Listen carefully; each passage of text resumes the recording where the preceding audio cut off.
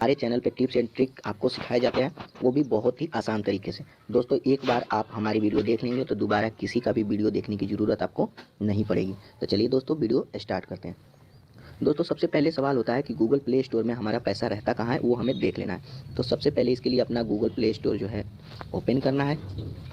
दोस्तों ओपन करने के बाद यहाँ 3 डॉट आपको दिखेगा, 3 डॉट पे जाएं और अपना ईमेल आईडी जिस ईमेल आईडी में है वही अपना यहाँ साइन अप कर लें। उसके बाद यहाँ आपने आए अकाउंट में।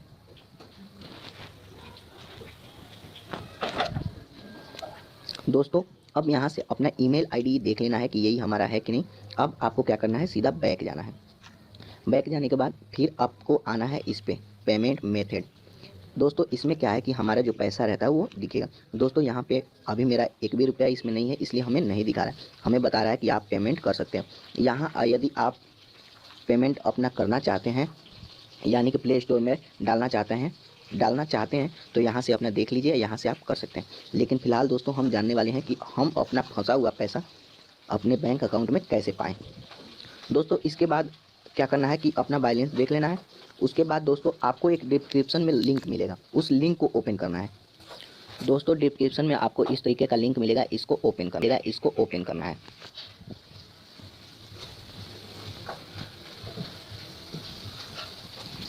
अब दोस्तों यहाँ ध्यान से देखिए आपको क्या करना है।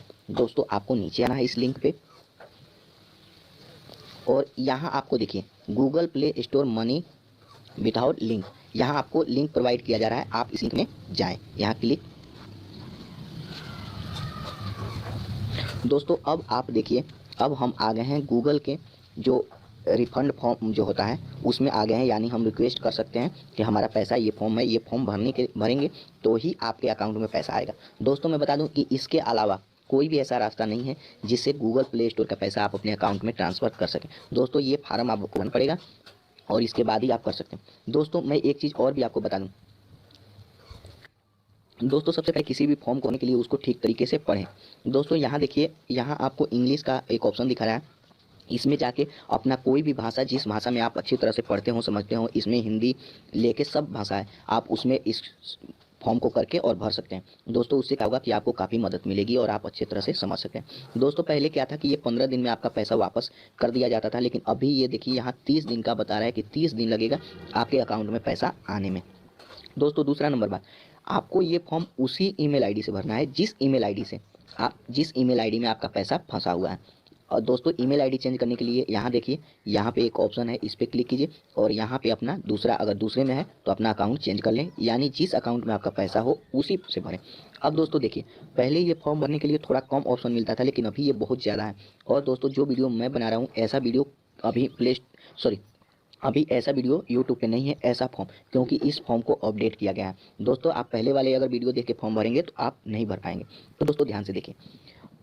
दोस्तों आपके पास पासबुक होना चाहिए जिस अकाउंट में आप पैसा ट्रांसफ़र करना चाहते हैं। तो सबसे पहले भरने के लिए हमारा आता है फर्स्ट नेम। तो जैसे पासबुक में हमारा जैसे नाम है प्रदीप कुमार, तो हम यहाँ प्रदीप डालेंगे। ठीक, अब जैसे कुमार के नाम से है तो चलिए कुमार यहाँ पे डाला हुआ है, यानी आपका जो भी गोत्र होगा वो यहाँ पे डालना होगा, वो पासबुक में होना चाहिए।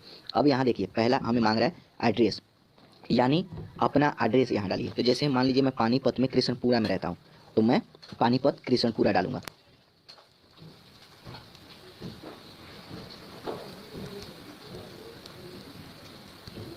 उसके बाद यहाँ मांग रहा है आपका दूसरा मतलब एड्रेस, यानी आप गली में रहते हैं, किसी मोहल्ले में रहते हैं, वहाँ का, यानी जहाँ आपका घर है, जिस पते से कोई आपके घर आ जाए। तो जैसे मान लीजिए कि मैं ऐसे ही डाल देता हूँ कि जैसे सिटी में हूँ तो गली नंबर 6 डाल देता हूँ। तो यहाँ डालूँगा कृष्णपुरा गली नंबर 6, जैसे मान लीजिए आपका जो होगा वो डालिए। दोस्तों यहाँ अब हमसे मांग रहा है सिटी, यानी आप कौन शहर से हैं, तो मैं हूँ पानीपत। अब दोस्तों यहाँ पे आपको दूसरा मांग रहा है स्टेट प्रोविंस, यानी अपने स्टेट का पिन कोड यहाँ पे। तो हमारा पिन कोड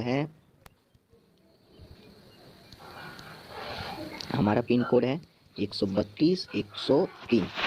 देखिए अब यहाँ पे देखिए दोस्तों, अब क्या मांग रहा है जीप पोस्टल कोड। अब ध्यान से आप समझिए, जीप पोस्टल कोड होता है आपका IFSC कोड, यानी बैंक का जो IFSC कोड होता है वह यहाँ पे डालिए, आपके पासबुक पे ये रहता है।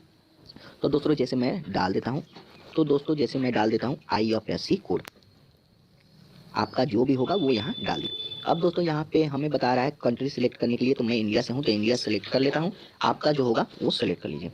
अब यहाँ पे देखिए हमें मांग रहा है बैंक नेम, तो जैसे हमारा है पंजाब नेशनल बैंक, आपका जो भी होगा वो डाल लीजिएगा। मैं आपको बताने के लिए भर रहा हूँ।